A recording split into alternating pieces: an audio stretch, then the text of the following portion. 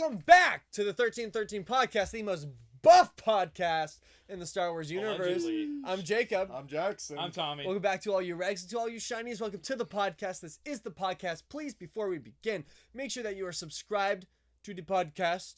Make sure that you are liking the podcast. Make sure you are commenting on the podcast. And make sure that you follow us on all our social medias, that being Instagram, Twitter, TikTok, and Twitch. We're doing a lot more stuff on Twitch now. Tommy actually streamed on there the other day, streamed some Battlefront. I did. It was a lot of fun, actually. So we're probably going to be streaming more often. Also, if you haven't already, make sure that you are following us and supporting us on Patreon. We have 3 tiers, 3 ways of support. But every single month in our Gungan Bosses, we do a nice little giveaway. And next month, actually, as of seeing this, we will have given this away already. But we're going to be giving away the Endor Bunker. So make sure you're supporting us on Patreon to be entered in to win that beauty. Anyway, fellas, how's everybody's week going? Good. Very good. I'm happy. This is the last podcast episode I will be on for a month. Yes! I mean, no! Oops. Damn. I will be gone. I will return in July. Until but then. It's upsetting. Until then, it'll just be me and Tommy, or just me. The intern. Yeah, the intern. Connor will probably be showing up on a couple episodes if Tommy can't make it. But Jackson and I just got back from ICCCON. It was an absolute blast. Again, thank you guys so much for giving us that. Hey, we're gonna get to it. We're gonna get to it. I was pointing at the ICC here. Yeah. Well, there we go. We got our press badges and we went to the ICC. We got some wonderful pickups. You could probably go over them like really quickly. The 2 things that we have sitting right there. Just because the 2 things we have sitting right here really quick. Yeah, super cool. We actually got these from a brand called Rebel Sabers, and these are our first. I'm not gonna turn mine on for the sake of. You're gonna hear power off eventually, but we got these NeoPixel Sabers. So it's super cool. We haven't had something like this before, and super cool. Really well made, and they were really budget friendly. We got them for $160. And that's for NeoPixel. That's absolutely outstanding. Yes. So thank you again to Rebel Sabers for those. They're super cool. We'll definitely be doing business with you guys in the future. If I'm ever going to do anything NeoPixel or lightsabers again, it's going to be through y'all. So if you guys want a NeoPixel saber and you want one that's nice and cheap, go through Rebel Sabers. It's just Rebel Sabers online. We met a lot of different people and we got a lot of different pickups, but we have a surprise for you, Thomas. We do have a surprise for Tommy. We have a surprise for you. So I'm gonna need you to close your eyes and just kind of put your hands out like this and flatten them out. Let me go get this real quick. It's really small, Tom. You might want to use one hand. Yep, that'll be perfect. And now I have to fill the dialogue while Jacob's away. So for our audio listeners, thank you for listening on our audio platforms. But for our visual listeners and watchers, this is where you're going to want to look at this. All right, Tommy, open your eyes. No way! Sweet! So that's actually from me, Dude. Jackson, and Skywalker Hendrix helped us Yes. grab that as well. Dude, that's awesome. I never had these ones when I was a kid. We saw awesome. a dirge and we had to. Yes. We had to. Yeah, you got to. So, for those of you who are audio listeners, this is from the 2003 Clone Wars micro series. It's a 3-pack with General Grievous, my favorite Dirge, and Asajj Ventress, a nice little villains pack. That is sweet. Thank you so much, guys. No That's problem. Awesome. Yeah, we really tried to spend a lot of So time finding something for you that we thought would be good. I mean, there's a few things we were like, maybe. But did you also see the Discord? We found a 3-pack that had Fives, Echo, and Blitz in it. Yeah, I had that as a kid. $225. Yeah. So we were not going to ball out that hard this week. Absolutely wicked. Yes. Yeah, that's good. So But Skywalker guys. Hendrix did pitch in for that because he was really excited to get you he also something too. helped us barter down the price with Yes. the guy. So Did he? yeah, because Sweet. My man was the master Was barter that the of dude that day. was trying to charge like hundreds of dollars for No. a first edition Mando? Or is that a No, different guy? so Different people. there was a booth there, and no shade, but shade. There was a No booth shade, there. but shade. There's a booth there that was trying to sell Hot Toys And Black and Series. Black Series for ridiculous prices. When we were there, Lukeness bought the first edition Mando for $100 in box with a case on it. $100. Somebody was selling Fair price. fair price. Somebody was selling all of the white box series for $800, and Lukeness just was like, how much would you sell just the Mando for? Because he was wondering what this dude's answer would be. $600. And Luke just bought the same thing for $100 in the same building. They also had a Sideshow Commander Wolf. Yes, Phase 1. Phase 1 and a Phase 2 helmet. $1,300. That's ridiculous. For that. I've never seen They it. had the I never Q- saw anybody buy anything from their booth. Is the it entire time we were there. Q9 who's in Mando, who's the droid that the front? Q90, Yep, yeah. Q90, $100. It was just $100 sticker on it. I was like, you absolutely mad, bro. So that was the only booth that was like, what? Insane. What are these? Everything else was like super fairly Yep. priced. I got one of my big pickups is I got the Doofy Thrawn. I got the giant 12-inch Gentle Giant Thrawn, and they were trying to sell this for $150. And I asked the guy, I was like, "Hey, would you go down?" He was like, "What were you thinking?" I was like, $100. And he looked at me, saw my tattoo, and said, "Sure." So I was like, "Yeah." So I got this only $20 over retail. So this was a New York Comic Con exclusive. I am one step close. I need a 2-pack of Thrawn figures. That's a comic pack. I need the Rebels 3-inch Thrawn. That's like $40. That's gonna be easy. I need the Sideshow. That's old. That's gonna be hard. And I need the Funko. And then I have every Thrawn product that isn't just the books. Very nice. So Yeah, I would just like to say too, for how much we were talking about like a lot of the vendors as well. Yeah, there's that one that was a little bit insane, but the really nice thing about ICC was that people selling there were collectors selling to other collectors, and a lot of stuff was for like almost market value, if not lesser. And the good part too is that if you stayed till Sunday, a lot of people were just trying to clear house. They were more like free to bargain over stuff that was still there. But we never found anything that was insane. Like, I showed it off on the vlog. I got the 3 3/4 Phase 1 Rex from the 2008 Clone Wars movies for $25, first day issue in the package. And then I've seen that go for so much more, like online. But I was like, oh, this is like the hallmark of my childhood in collecting. So I wanted to grab that. But yeah, it was a really, really great event with, again, vendors selling at great prices. People were just friendly. It was very good. everybody was nice. And if you haven't already, check out the vlogs. There's 3 vlogs out for the whole weekend, one for every single day. We got some epic signatures from the entire cast of Rebels. Yes. We have Ian McDermott, and then we actually ended up picking up this. This is a Kanan NeoPixel Saber. There was only 50 of these made for the con, and they're all signed by Freddie Prinze Jr. So that is absolutely insane. So we have a signature from everybody from Rebels. Because the bozo didn't show up. Nope. He canceled due to shooting conflict, so here's to hoping that he's like a Force apparition in Ahsoka. That would be cool. But no, it was super sick.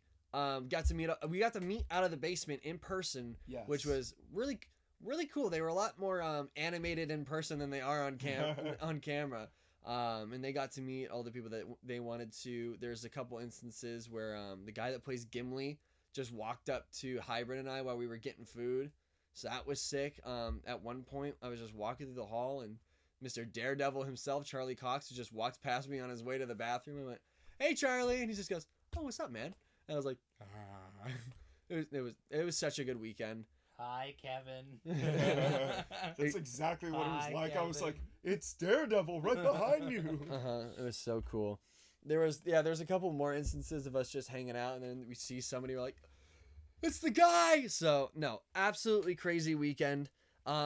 If you weren't able to go this year, I pray that you're able to go next year. I pray that you're able to go next year. No, I'll be able, because the thing about my job this year is I didn't have vacation days for my first year on the job. So my 1 year will be over at the end of April next year. So I'll definitely be able to go. Hell yeah. And I also am building up like a bank of what's called comp hours, and you can max out at 60, and you can literally just, it doesn't count as a vacation day.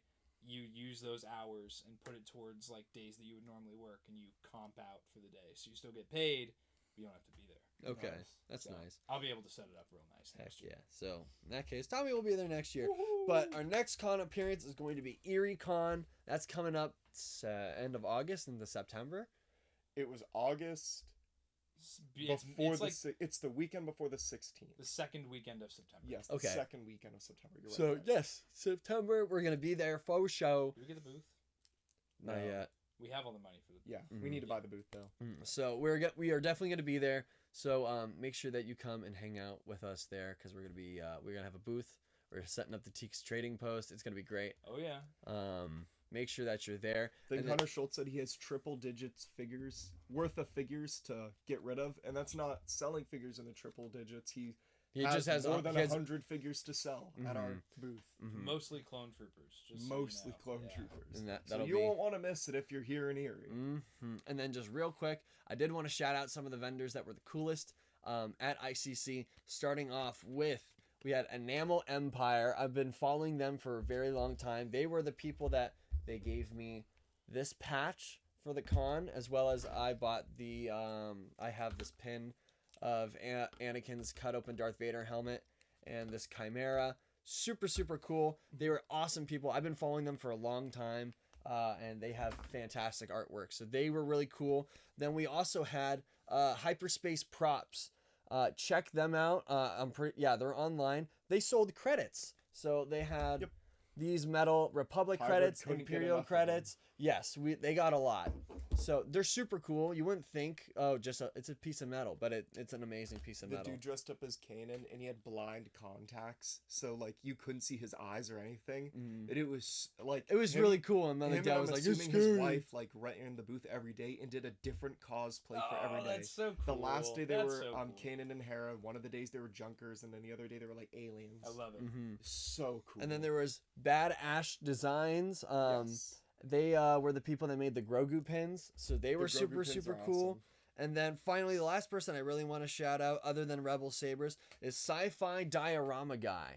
You can find it at sci-fi-dioramaguy.com. And he, what he did is he took like the old ships and stuff and like the old play sets, and he would like repaint them to make them look weathered and like really high detail. And then he was selling those individually. We're probably gonna have him on the show eventually, so stay tuned for that. But dude was awesome, super cool.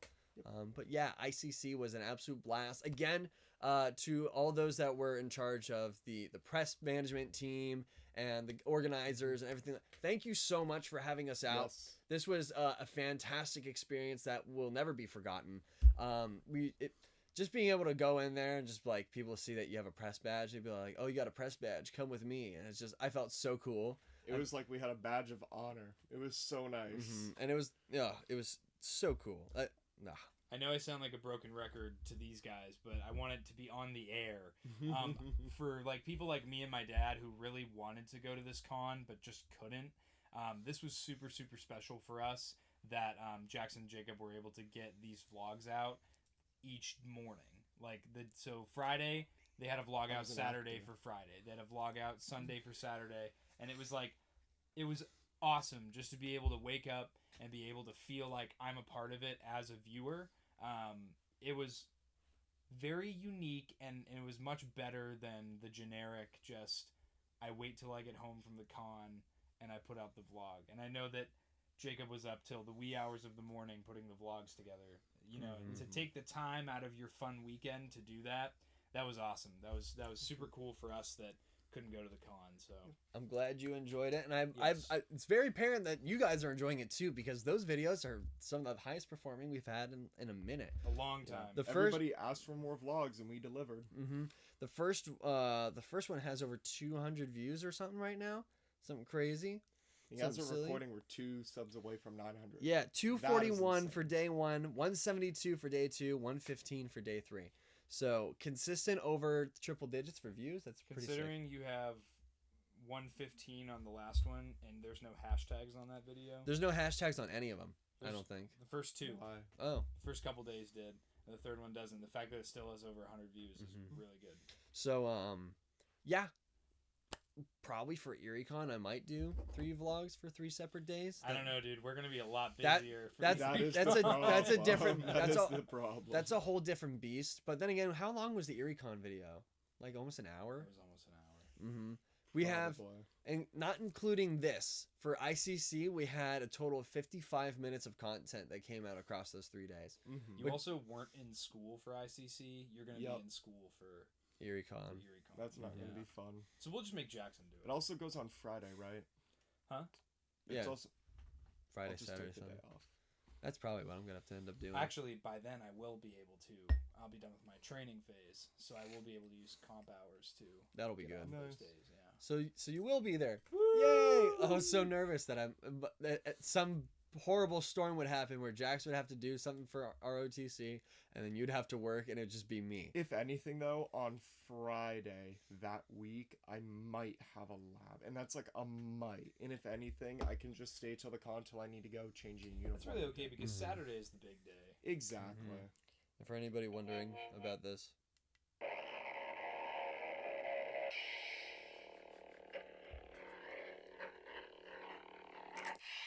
Super Very cool. cool lightsaber. 18 out of 50. Some a-hole took 13 from us. Yep, you So- jerk. We almost had it. Yeah, but Otherwise. it's kind of a good thing that we got a later one because Freddie Prinze was using like a Sharpie or something to sign the first couple, like the thin ones, and it started dying. So some of them have like really like hazy signatures on it that are almost gone. This one has like a really thick one, like he got a new pen. Thick. So, but yeah, if you want to see us do a full review, kind of unboxing on this, check the vlogs. If you want to see all of our signed figures, check the vlogs. I actually got to record my entire interaction with Taylor Gray, Mr. That was Ezra, really nice. Ezra Bridger. It was super cool of him. Thank you so much. And we might have some more surprises coming down the pipeline, including the Rebels crew, maybe? We'll have to see. So stay tuned for that. But yeah, so a recent phenomenon that is becoming that's becoming a little bit more apparent is the dislike of the Kenobi show and the way that it was presented as a TV show and a more of a preference to it being a movie style. And this isn't something new. I've seen this re-edited 2 times now into a full-length movie, and I just watched it.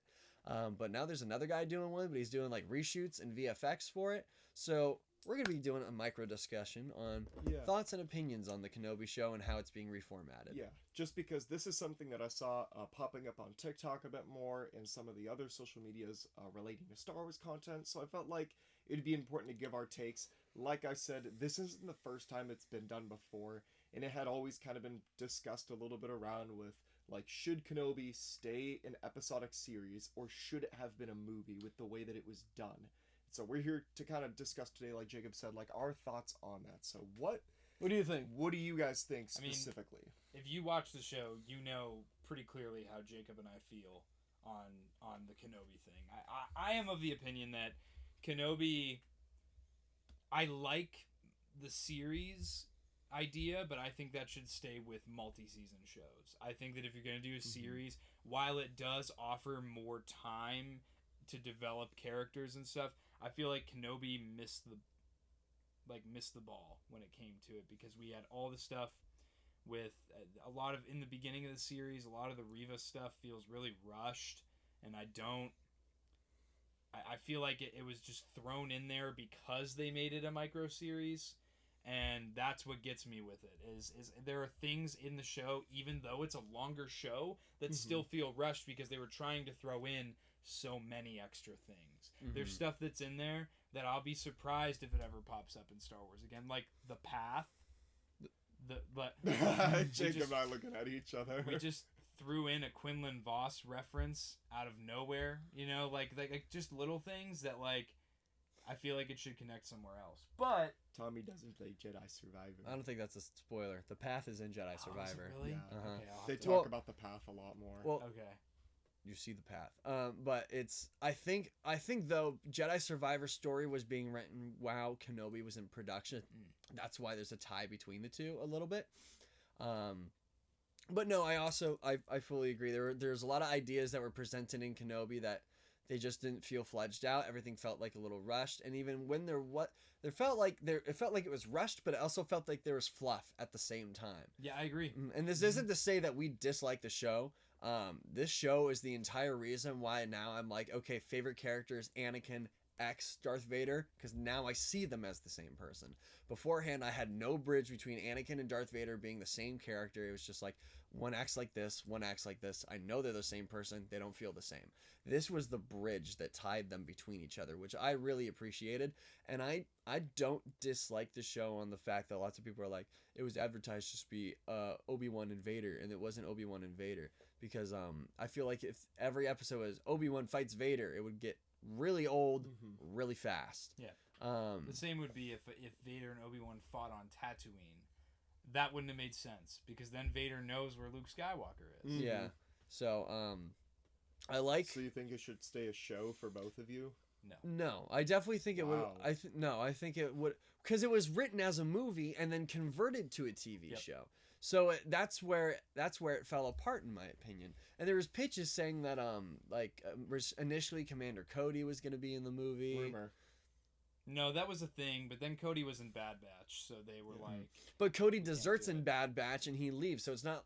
We initially like Cody's in Bad Batch, so he couldn't have. But we see Cody leave in Bad Batch. And Bad Batch happens before Kenobi. And Cody is 100% going to be in Bad Batch season 3.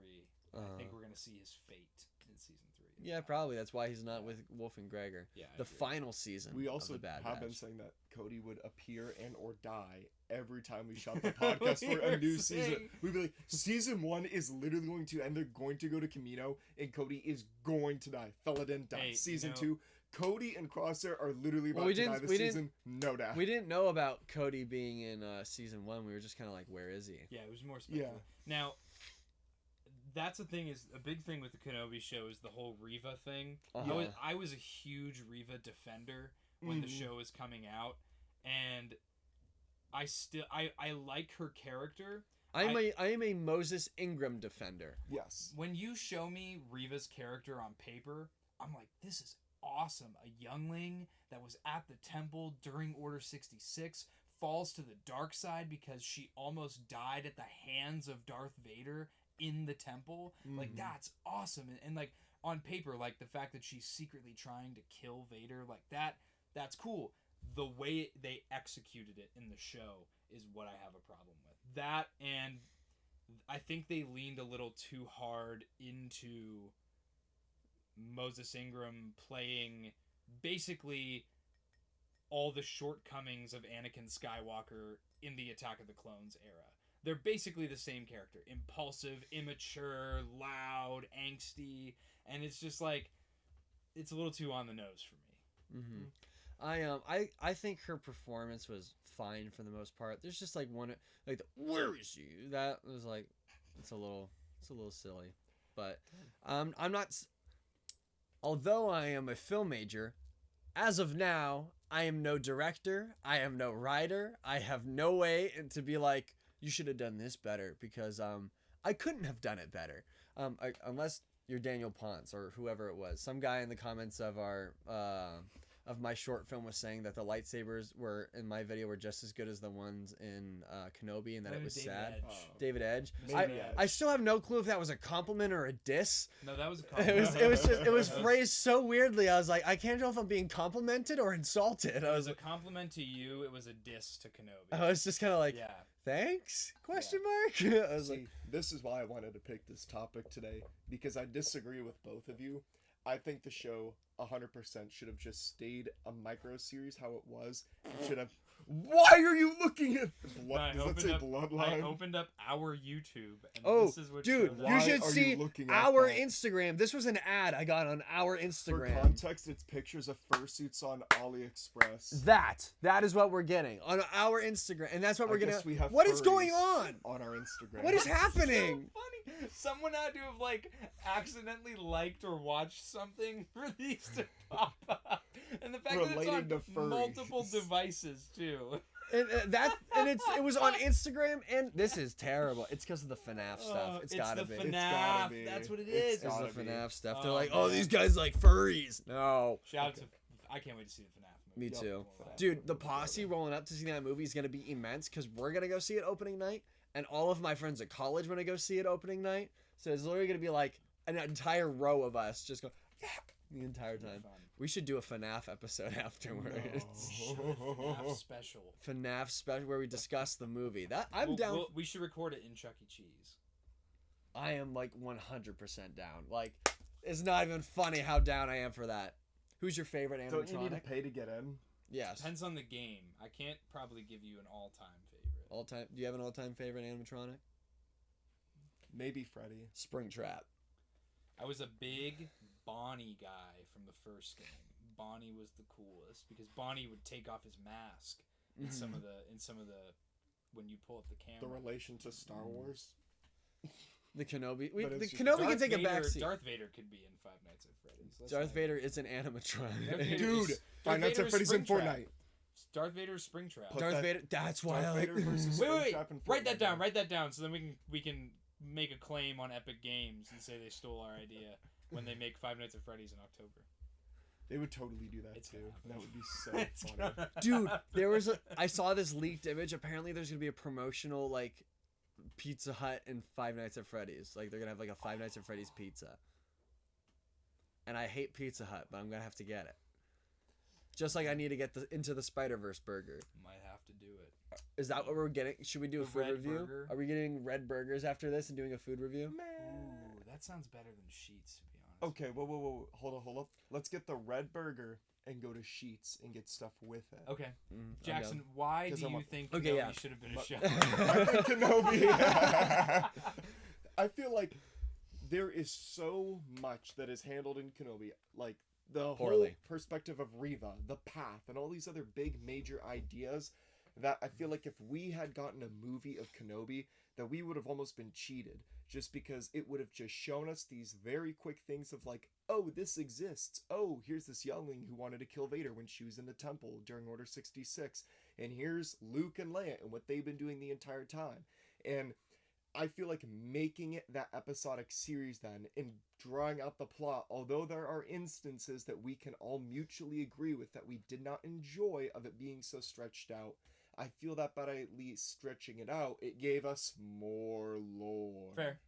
Fair, but also you neglect the idea of Riva was introduced because it was turned into a series. And I'm saying if I wanted it as a movie, I would take all those pieces that were inserted out of it. So we still probably would have had Obi-Wan, we would have had the path, we would have had the abduction of Leia, but I don't think that we would have had this character arc of Riva thrown in there. It would have been a way more focus on the struggle between Obi-Wan and Darth Vader. So that's why it's like if it was a movie, those pieces would be taken out, because if you're saying, oh, just take everything that we got in the show and shove it in a movie, then that would be terrible, because then it's it's even more rushed than what it already is. What I'm saying is that if it was a movie, we'd pull out every single piece that was not deemed to be in the movie and just put in because it was a show and they needed to elongate it into more episodes. That's why it's only 6 episodes rather than like the standard. The standard that they do. If they made a movie of Kenobi, how long do each of you think it would be? 2 hours. 2 hours. 2 hours, because most of the Star Wars movies are about 2 hours. Okay. And to be honest, I also would have preferred a movie just because we haven't had Star Wars in theaters for a long time. I It's been understand that's what, a huge thing. 20... Anakin and Obi-Wan fighting again would have been the thing to bring people to the theaters. It would have, and it would have sold so well. But the problem is that they took this focus on everybody likes TV shows now. Let's make it a That's TV how I show. even The business feel- model But now. that's even how I feel about like why don't they do like the premiere episode if you can see the first 2 episodes of the Mandalorian season if you go to a theater and see it That's like what they do at Star Wars Celebration. yeah, it's like why don't you can show more than what or if you do the streaming service you have to wait till the next week, because then you're still making money from the box office, and then you're Yeah. gonna get more people to buy Disney Plus because they want to watch the rest of the season because that's not coming to theaters. That's my thought, but it's like I don't know. I just really am itching for Star Wars in the theater, Yeah. and that's what I wanted. I feel like that's the biggest reason why maybe so many people are saying that they want it more as a movie, and because it's this huge idea right now that we need Star Wars back in the theaters and not on our TV screens and our mobile devices, because that was the way God intended the American to watch Star Wars, and not, as I just said, on your phones or on your TVs. But Because if you see it To a on the big degree- screen, you actually see the mythosaur instead of just wondering why everybody's looking at this dark water. Hey, I would have been able to see it if it was in the theater. I was not in a well-lit area to watch the Mythosaurus. Jackson, you say that you watched it in the dark and you act like that's an excuse. Your phone is a light. It's a light and it I shines didn't watch light. it on my phone. I watched it on the TV. It's also a light. It doesn't matter. The brightness just wasn't up on the TV, I guess, dude. That is the biggest excuse for being dumb and blind I've ever heard. It was 4 a.m. It was I dark don't wanna out. hear it from It you. was dark out, but the light up screen was, but it was dark out, just like in the movie theaters. The entire room is dark, Jackson. Anyway, I think you were saying something. No, he was just trying to sell His keeping wrong it opinion. doing it as a movie. Now, my thing is with the movie, with the thing about the series that frustrates me is exactly like you're saying, is like it was supposed to make it so that stuff would get more fleshed out. Yeah. But the problem is that the series that we got had stuff that didn't get fleshed out. It was just like you'd be going along with the story. Whoa, here's this thing. And then we never touch it again or talk about it again. And then when we were going along the story again, whoa! You're like, oh my Give god. us an example. The Grand Inquisitor died in the beginning, but we all knew he was coming back because we've all seen Rebels. And then Unless Grand they were Inquisitor retconning. comes back and never explains why he's back. And then he leaves, and then that's it. When in reality, if you think about it, if Reva wasn't in the story, it probably I feel like the Grand Inquisitor was always intended to be in the story, but he would have been much more of a secondary villain. And why is it that everybody in Star Wars except Qui-Gon Jinn can survive being stabbed in the stomach? Why? Wasn't the explanation for his species that their organs aren't there to They begin have with? 2 stomachs. Yeah, I was gonna say, I think because But when again, everybody who got stabbed, he was like, But "You Reva got another stabbed tummy." twice as a child and in this show, and And she her survived. hatred kept her alive. Like Maul did. But again, I like though the thing that saves Reva. I feel like that's a cop out now. The It is. hatred kept you alive. It's too big of a cop out. Right Maul now. did it first. somehow Maul did it Palpatine first. returned. The thing that saves Reva's character for me in this show though is that because she's so much like the young angsty Anakin, Mm-hmm. the fact that Obi-Wan gets to save her at the end of the show is like his redemption where he could not save Anakin. Yes, Someone I who agree. is tempted by the dark side and has all the same traits that people hated about Anakin in Attack of the Clones come into play with Reva's character. And And that's now- where the writing of Reva and then the direction of Reva, that's why I've always been a defender of that, because it is a reflection of Anakin in Attack of the Clones. Yep. Correct. But now we see at the end of the show, Reva just kind of skips off into the desert. There's his lightsaber turning off. Reva just kind of skips off into the desert, happy-go-lucky, and Yeah. that's the end. I want to see. She'll be back. Yeah, I want to see where yeah. she's back, and is she gonna be back in like the The Mandoverse? No, she's going to come back in the Rey Skywalker movie. That wouldn't make sense. It would make sense at this point if she came into a Jedi project like the Jedi Survivor, like the next game, because we've seen the path, and it's kind of hard to. It's really hard to play. Okay, it was really cool seeing Phase 2 Purge Troopers and Kenobi, but it's made this lining up this timeline as to where Kenobi happens in junction to the Jedi Fallen Order and Jedi Survivor games is now a pain in the ass, because it's like, okay, you see the Phase 1 Purge Troopers in both games, but Kenobi's only supposed to be so many, like, what, 10 It's years? 9 years. 9 years? Okay, so Jedi Survivor happens, Order 66, he grows up into a whole ass man. That's got more than 9 years. He's like 20, so it's got to be at least 10. So how's our Phase 2 Purge Troopers there and Phase 1 here? I don't know what's going on. And that's like the biggest thing I really dislike about the Kenobi show, is because they made this trooper design, and I love it. It looks cool, but you really messed up where this falls in with the Jedi Survivor series. And it's getting dangerously close to them being like, oh, it's just not canon because this one thing. You And know because what it's they're not in gonna the do, movies. Jacob? They're gonna write a book, and then they're gonna put the timeline in it, like how they do every dang new. You want to book know that they something make. crazy that I saw? I read this thing. I forget where I read it, but it was from an official source. Yeah. It was talking about Phase 1 clone troopers, Mm-hmm. and it was saying that almost all Yes. the Grand Republic army had Phase 2 armor by the end of the Clone War. And I was like, almost all? So you're telling me that there were clones at the end of the Clone War that still had Phase 1 armor? Because that's how I would read make that. sense. I mean, it does make sense, because then if you watch the Bad Batch and you look at what was his name? The Mayday. clone Mayday, Commander Mayday, and his men, they were just in tattered gear because they couldn't get supplies to their base. And then when the Empire took over, they didn't care to send them supplies. So in that way, I get it. But at the same time, I'm like, so you're telling me that Phase 1 armor made it all the way through the war in some cases? Let's go! Best armor, Yeah. best armor. I feel like it would make sense at least if the Jedi Survivor game and the Obi-Wan timeline intermingle, where they have the Phase 2 Purge Troopers only on like special assignment per se. Yeah. Like how the TK Troopers are only a small thing, and like how Phase 1 armor, like when I went to the Army Museum like 2 weeks ago, dude, and I looked at the Vietnam and the Desert Storm display, I use half of that stuff. Really? And our Army uses brand new gear, but I have to use the gear from those old wars because we have a gigantic stockpile of it, and they just push it on all us for training because that's what they can afford to do. So that's how I interpret that, at least, is that it's the old gear versus the new gear. It could be just not all the troopers, because all these planets that we're seeing, and mostly in Jedi Survivor, are kind of outer rim planets, or like further away from the core world. So it is possible that Purge troopers didn't get upgraded, but there's one more link to Kenobi in Jedi Survivor, which makes me not think that this could have happened at the same time, because there's somebody in this thing that's also in Kenobi that has a character shift. So when it makes, I don't know, and I'm gonna guess Turgle, Tala. Turgle. Anyway, so I got it right. Turgle gang, but I don't know. I really don't know.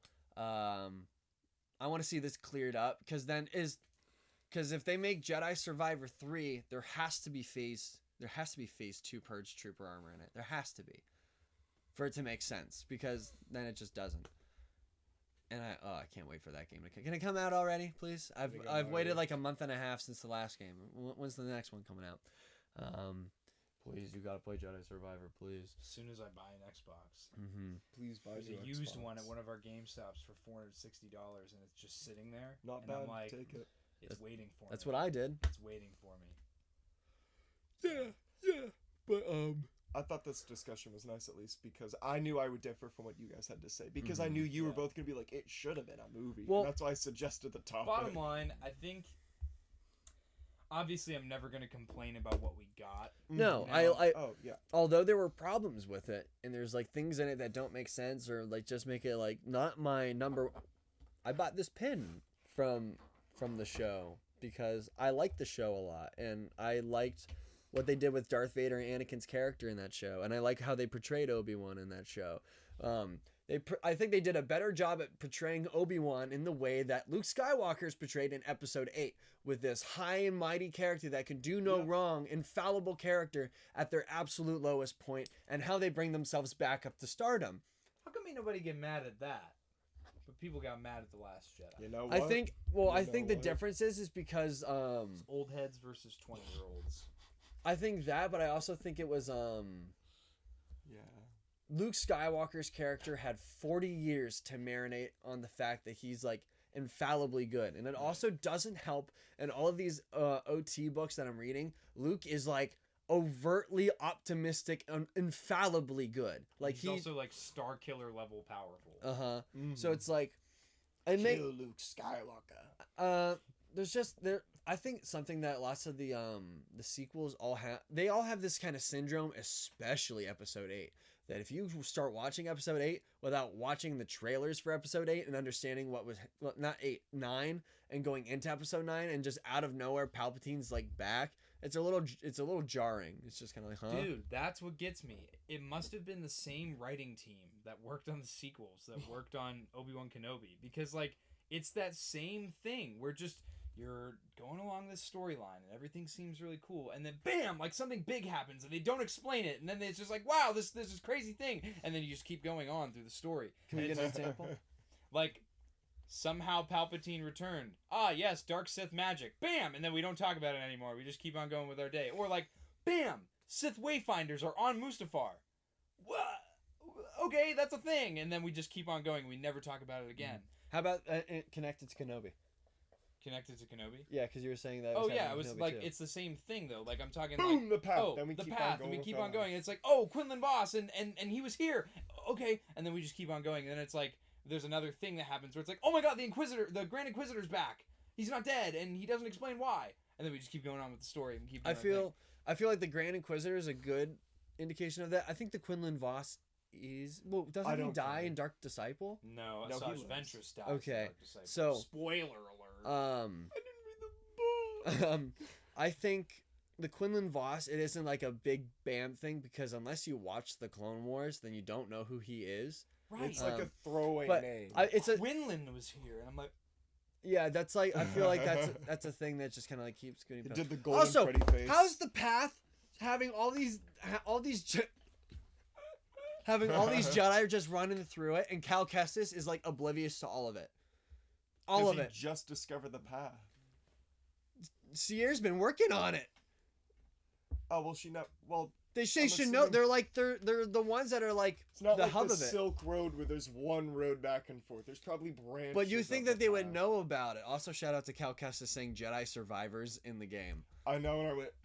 It's like not in the name of the day. We won the Star War. The day that somebody says Star War in Star Wars. Well, to be fair, will be the Ahsoka end. does say that Thrawn is the heir to the Empire in the Ahsoka I know, and I was show. like... Now, this is interesting. This is something that Sarlacc Digest podcast. Shout out to brought you up. guys. Shout out to them. Love them. Have us on your trivia again. We'll kill you once more. Yeah, you We're guys. coming back for names on that trivia. You guys took a dump on them on Star Wars. And no, Round two. They talked about what if Dave Filoni's Heir to the Empire movie is not the end of the Mandoverse, but the beginning of a trilogy of movies based on Timothy Zahn's 3 books that he made. I would love that, because those books are absolutely, positively fantastic. And wouldn't that make sense that they would choose Dave Filoni to usher in a new trilogy of movies based on the thing that's really popular in We're Star getting Wars? a prequel to a sequel to an OT to a prequel. Bro. It's just a bridge between... That would be insane. That would be nutty. I would absolutely love it. I would love it, because it would help bridge between the OT and the sequels, because... And you've also already built up this whole new generation of fans with The Mandalorian. Mm-hmm. And then you can give them a new trilogy for like the new people that are into this, and also as well as the new people that didn't grow up with Star Wars but are recently getting into Star Wars just because of The Mandalorian. I'd just say how masterfully done this all was. You introduce a new character with The Mandalorian and Grogu, and now you have a whole new generation of fans. You connect that with our generation of fans by introducing Ahsoka into The Mandalorian. Now Ahsoka gets her own show, and what is that doing? It's tying in with the Heir to the Empire, which brings in the original fans. No, but what this is gonna do is all the original fans are gonna hate on it because Thrawn wasn't done right, and all the prequel fans are gonna hate it because Ahsoka wasn't done right, and all the new fans are not gonna be old enough to talk yet. So you know, who's gonna know what they're in like? 20 years, when we're walking around, everybody's gonna be in a Mandalorian costume. Back in the day, the old heads hated how Thrawn was done in Rebels because he wasn't OP enough. It's that I'm gonna call it Star Killer syndrome. I'm gonna call it I'm gonna call it Star Killer syndrome. I don't get it. Well, maybe it's because I went through everything canon of Thrawn first, and now I'm going through the Heir of the Empire. I don't see a whole lot of differences between Heir of the Empire Thrawn and canon Thrawn. The only difference is that canon Thrawn is a little bit more tame and more. He's the type of person. While Thrawn doesn't disregard his resources and his men, has Rook kill somebody on the main deck just to prove a point, like Darth Vader would. Mm-hmm. So it's now, I think also though it's a big thing I've heard is that Timothy Zahn in the new Thrawn books writes Thrawn as more of an anti-hero and less of a villain, whereas in Rebels in the old books Thrawn is more of a villain. Mm-hmm. Yeah. But they have the character traits of the new Thrawn in Rebels. I do like all the things I've been hearing, though, saying that Dave Filoni has called upon Timothy Zahn to help direct Thrawn and write Thrawn's character for the Ahsoka show. Yeah, that's truth. That makes me happy. That is factual. Because I just like that he uses all the resources that he can to, like, make it correct. So I'm so excited for the Ahsoka show. Doesn't that come out in August?